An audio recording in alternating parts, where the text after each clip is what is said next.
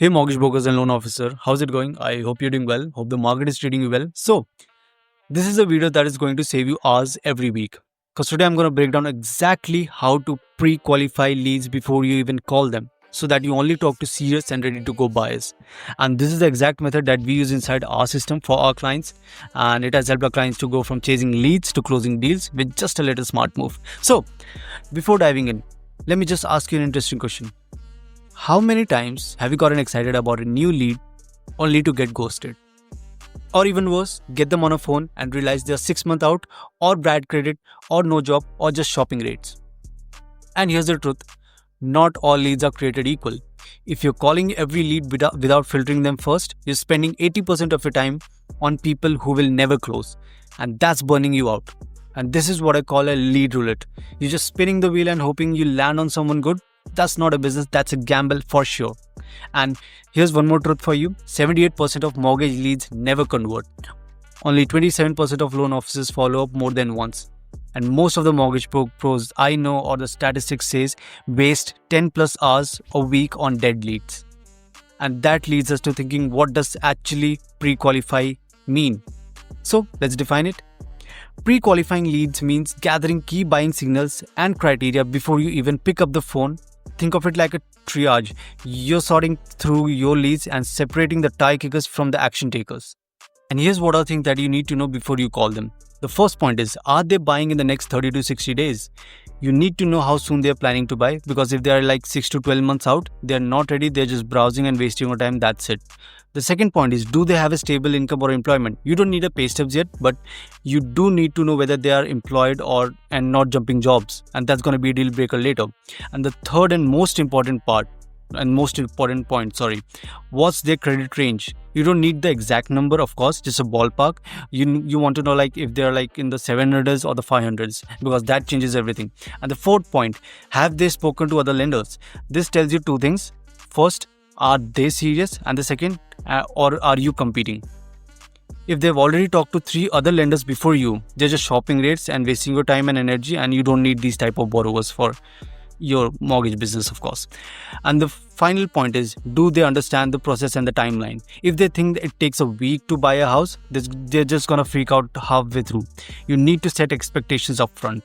Once you get all the answers to the above questions there, you're not cold calling anymore, you're following up with purpose. Now let me show you exactly how this works using our logic builders. So this is the home buyer lead pre-qualification checklist that filters out time wasters and talk only to serious buyers. It consists of like 4 sections, and let me just start for the first section right now. So in the first section, you just need to collect basic information like full name, email address, phone number, their preferred contact method, whether on call, text, or email. And the last thing that you need to ask here is best time to connect with them. So this is the first section, and this is pretty much easy. Now the things get serious from section 2, which I call is financial snapshot. These questions from here will help you gauge affordability and readiness. So the first question that you need to ask here is, what is your estimated credit score? Let them self-identify this, and whether excellent, good, fair, or poor, or you can just ask for the number as well. You don't need a hard pull here, just a gauge. And the second question that you need to ask here is, what is your current monthly income before taxes, of course. And why are we asking this question here is, it helps you estimate a debt to income and affordability range.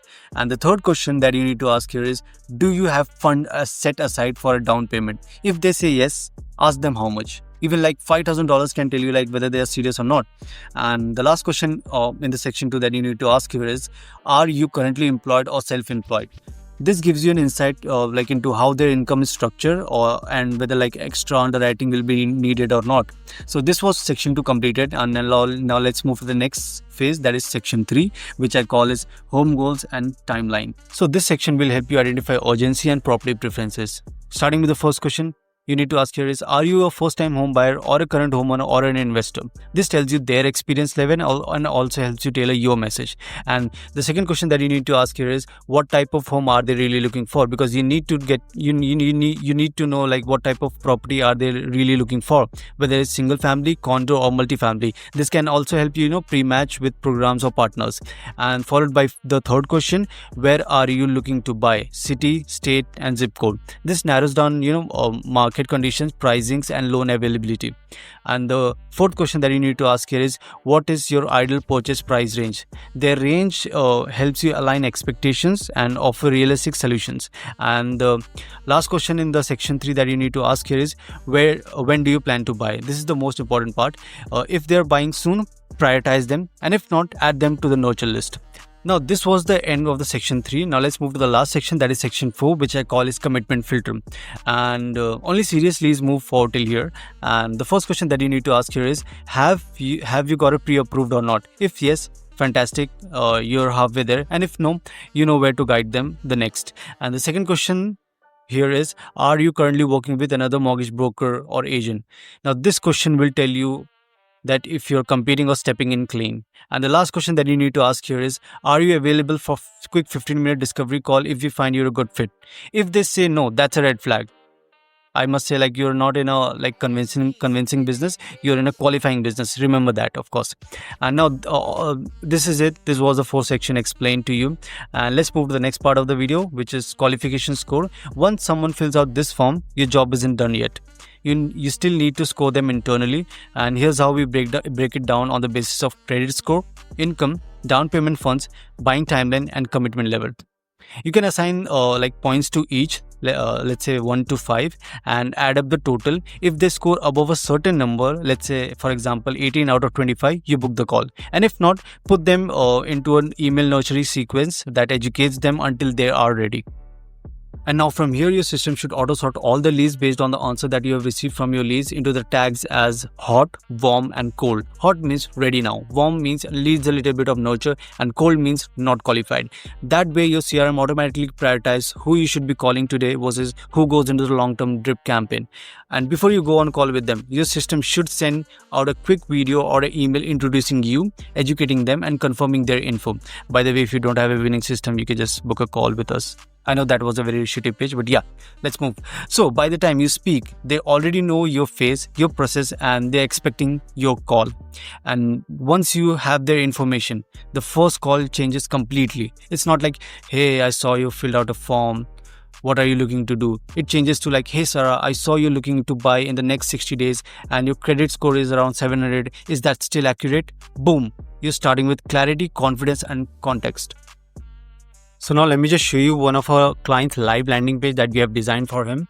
So let me just go on his funnel. So here's the funnel, and you can pretty much see that we are targeting veterans here, and the color gradient and logos that we have used here on this funnel is pretty much resonating with the type of loan and the target audience that we are targeting, of course. And starting with the first question, are you a veteran or dependent? The basic question that we need to ask. Yes, we are.